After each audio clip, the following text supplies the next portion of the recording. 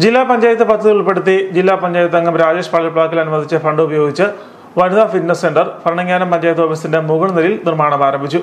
വനിതകൾക്ക് മാത്രമുള്ള പഞ്ചായത്തിലെ ആദ്യത്തെ ഫിറ്റ്നസ് സെന്ററാണിത്. 10 ലക്ഷം രൂപ ഉപയോഗിച്ചാണ് നിർമ്മാണ പ്രവർത്തനങ്ങൾ. പഞ്ചായത്ത് പ്രസിഡന്റ് ബീന ടോമിയുടെ അധ്യക്ഷതയിൽ ചേർന്ന യോഗത്തിൽ ജില്ലാ പഞ്ചായത്ത് മെമ്പർ രാജേഷ് പള്ളിപ്ലാക്കൽ ഉദ്ഘാടനം നിർവഹിച്ചു.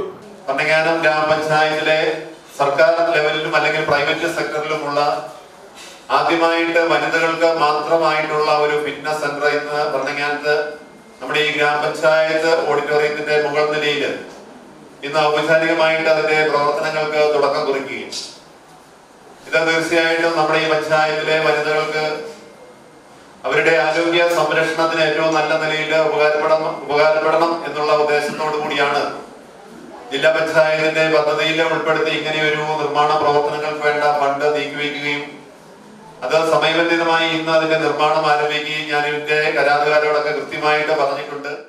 പഞ്ചായത്ത് അംഗങ്ങളായ Animol Mathew, Lincy Sunny, Josutty Amalamattam, Vinod Vernani, Sudha Shaji, CDS chairperson Sindhu Pradeep, assistant secretary Reshmi Mohan തുടങ്ങിയവർ പ്രസംഗിച്ചു.